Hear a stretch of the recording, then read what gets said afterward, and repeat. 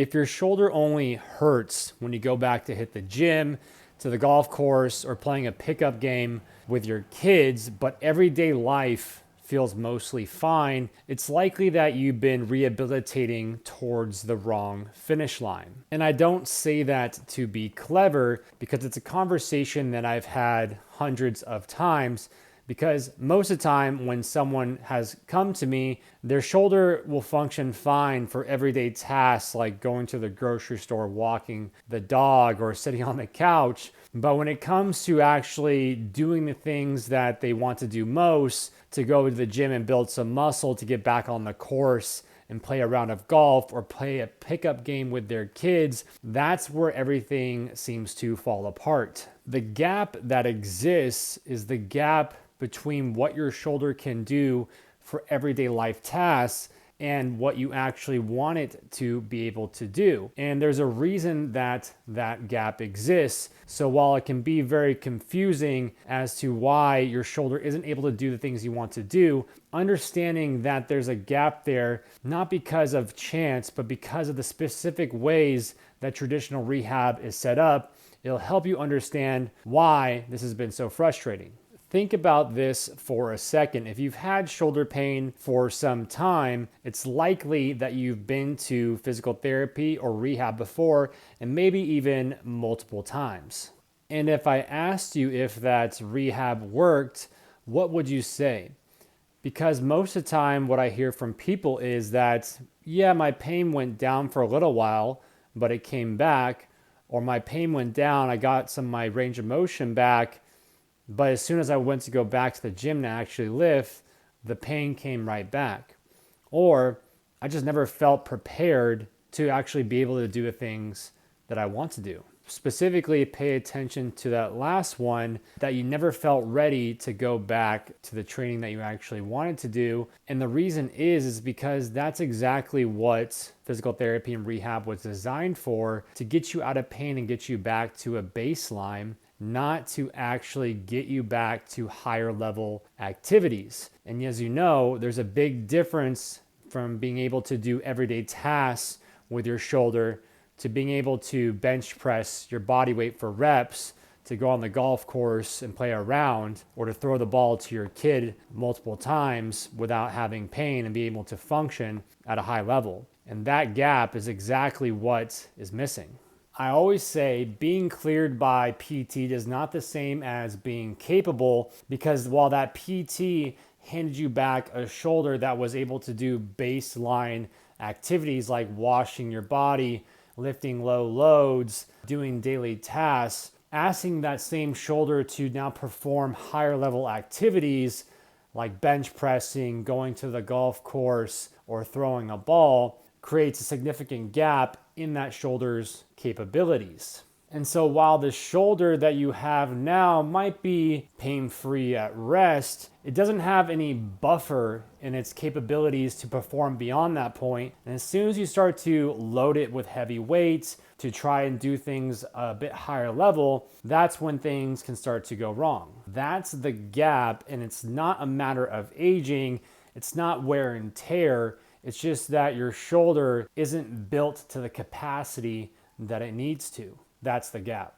Now, something else that I see often that gets people stuck when I first see them is the trap of the diagnostic scan, the MRI, and thinking that your shoulder is simply limited to just what shows up on a scan. But I want to challenge that idea for you, because I have seen similar people with the exact same MRI scans showing either they had a labral tear, they had bursitis, they had a rotator cuff tear, yet we have one person who wants to be able to bench press 250 pounds and the other person wants to be able to go to the golf course. And those are two inherently different goals and require two completely different rehabilitation programs. So when someone tries to give you a program or a rehabilitation plan just based on a scan or a diagnosis, maybe your PT looked up a specific rehabilitation program for your injury, or you went to YouTube, that doesn't take into consideration the demands that are needed for that shoulder for that specific task. So instead of just picking up a generic rehabilitation plan for a specific injury, why not design that plan around the demands that your shoulder needs to do? Because ultimately, that is your goal. Your goal is not to just rehabilitate towards a baseline, but rather get back to the things you actually want to do. Now, I'm not either pro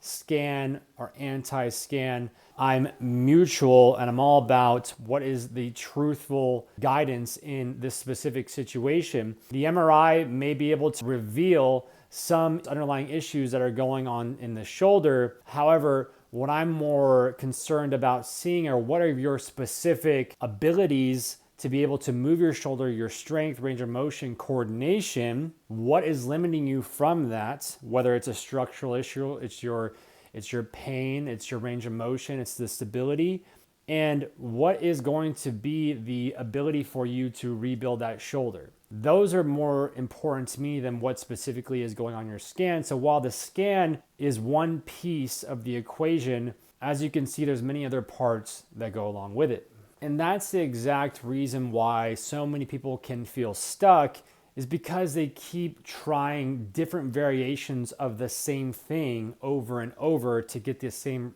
end results, rather than trying a program that's designed specifically for them with the goals that they have in mind, not a generic program just based off what is seen on a scan. That's the difference. Now, I want to talk about something that I think is even more important than the physical side, and that is the mental side of rehabilitation as well. Because if you've had shoulder pain for some time, I'm sure you can understand this, is that when you begin to have shoulder pain and these things start to happen more often, you just start to lose confidence in your shoulder in itself. You go to throw a ball to your kid and that zinger hits your shoulder. You go to bench press and you get that familiar pain in the far part of your shoulder, and you just slowly start to lose confidence in yourself. Now, that isn't inherently you being weak or you being paranoid, because it's pretty common for someone who's had reoccurring pain to start to worry about when they're going to do a familiar task that caused them pain, if that pain's going to come back. And what you start to see is a lot of people will just avoid doing those things. So while the bench press might cause you pain, you see people stop pressing altogether. And this becomes a cyclic cycle. The pain arises, you stop doing the activity because of the pain. Now you do the activity less, so now you have less capacity to do the same thing that you want to do previously. Now I want to take you back, because I'm sure you can remember before you ever had any shoulder pain, you would get under that bar and press, you would go to the golf course and swing, you'd throw a ball to your kid. There was no hesitation. You would just do the thing. But once you started to realize that there was a kink in your armor, that there was something going on there, this hesitation began. And once this hesitation occurs, and the more times it happens, the deeper into this cyclic cycle of pain, decreased activity that you fall into, and the more difficult it is to get out. Now, I want to remind you that this isn't inherently a bad thing. Your nervous system is there for a reason, to protect you. Similar to if you put your hand on a hot stove and your reflexes pull you back, your body has a way of memorizing specific things that cause pain, and it has a way of reminding you, and it tries to push you to avoid those things. But that's where issues start to arise, because as you start to avoid those same tasks, your capacity decreases, and that's the exact opposite of what we want. And so to reverse this process, the confidence needs to be trained. And this isn't a mindset issue. This is a matter of rebuilding that shoulder to be able to accept and withstand those capacities. And so what does that look like? It looks like starting with exercises that match you and your shoulder where you currently are. And then they just become a little bit harder, a little more range of motion, more weight, faster speeds, more difficult exercises. And with every small win, you retrain your nervous system to not have that pain in those specific moments, to not be constantly lowering your physical threshold in order for you to be able to do a task. That is what it looks like. And as you build those bricks over time, you regain the confidence that you have in your shoulder and your abilities, and start to become a thing of the past. And that's exactly why standard rehabilitation can fail, is because it brings your confidence back just to baseline. But what it needs to do is take you beyond that point, because the tasks and things that you want to do are going to be beyond that point. So that rehabilitation needs to have enough load, enough speed, enough range of motion, enough coordination to retrain your body beyond the point that you were previously, so that you have a buffer of capabilities. That's how you build beyond what you were previously were and never look back. Now let's talk about some concrete examples of what this looks like with some real clients, so we're not just talking about vague things here. Let me tell you about my client, Mike. Mike is a competitive fisherman. And when Mike came to me, he had a few rotator cuff tears in his shoulder. Now, Mike told me he had tried physical therapy in the past and they gave him a list of exercises, but guess what? Mike didn't do them. And so when he decided to give this another shot, I asked, well, did you try anything previously? And he says, well, I was just going on YouTube, looking at different exercises for shoulder, rotator cuff rehab, basically just kind of picking and choosing and trying different stuff every day. And I said, well, how did that work for you? And he says, I never felt confident that I was getting anywhere. I didn't know what was working, what wasn't working. He explained that he felt like he was just shotgunning at his shoulder and that nothing just seemed to stick. Now, when Mike came to me and told me about these rotator cuff tears, I wasn't necessarily concerned about his specific diagnosis, rotator cuff tears, which are pretty frequent. What I cared more about was what he specifically wanted to do and what his current capabilities were now, and what was the gap that was limiting him from that. And when he came to me, he showed me his range of motion in his shoulder, and he didn't have much range of motion or strength in his shoulder, and a lot of pain inhibiting him from that. I asked him what he wanted to be able to do. He wanted to be able to competitively fish, which takes many hours of the day. He described it as 8 hours a day on the water, reeling and casting his rod, which, as you can see, takes a lot of shoulder strength and a lot of shoulder range of motion. And so we built his program around what he wanted to do. He wanted to be able to fish for many hours per day, overhead casting.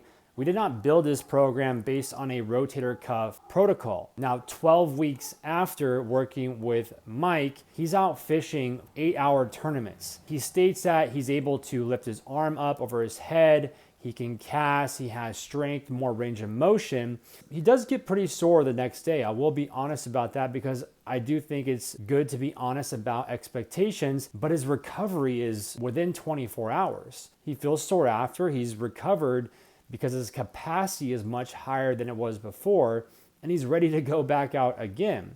And so while he still has some sort of soreness, the capacity and function of his shoulder is much higher, and he's actually able to go do the thing that he really wanted to do most, which is to competitively fish. And the secret wasn't that someone gave him some super secret exercise that just fixed all of his problems. No, it was rather somebody built a plan around Mike and his goals, and didn't just give him a sheet of exercises built for what was seen on his scan. Same thing I have with a guy who is trying to get back to Brazilian Jiu-Jitsu. He had seen many physical therapists before, but he said the difference was with working with me was that he's never worked with someone who did such a thorough assessment of his shoulder. And that's because we weren't looking at his shoulder just in isolation of the injury that he had, but rather how the shoulder was functioning around the entire upper body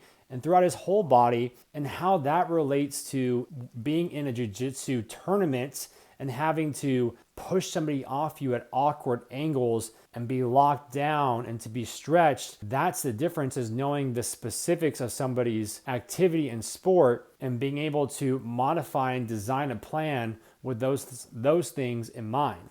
And by the end of working with him for several months, he felt that his shoulder wasn't just rehab from this injury, he felt like it was stronger than it ever was before. Then you have people on the other end of the spectrum, as I've worked with athletes from the NFL, the UFC, the PGA, whose livelihood depends on the ability of their shoulders to be able to function at an extremely high level, and the margin for error is very small in those cases. And so the demands of different people can be very different, and the rehabilitation should reflect that to avoid any injuries and to ensure the greatest success long term. And the reason I share these examples isn't to show, look at all the great results that I have, but it is to show you that the principle is the same. You figure out what the person's current abilities are with their shoulder, what exactly is the limitation and gap from where they are to what they want to do, and then bridge them to that gap through the appropriate amount of exercises to rebuild the confidence in their shoulder, the strength, range of motion, and capacity, so that they're able to go beyond what their goals even are and never look back. Before I wrap up, I want to talk about something that almost comes up in every conversation I have with people who have been going through shoulder pain for some long time, and that is the topic of surgery. And you're probably wondering, in your case specifically, do I need to have surgery before engaging in some rehabilitation program? Or is surgery even a good option for me? Because almost nobody is necessarily completely avoiding surgery, but they want to know, is this surgery actually going to help me get back to what I want to do?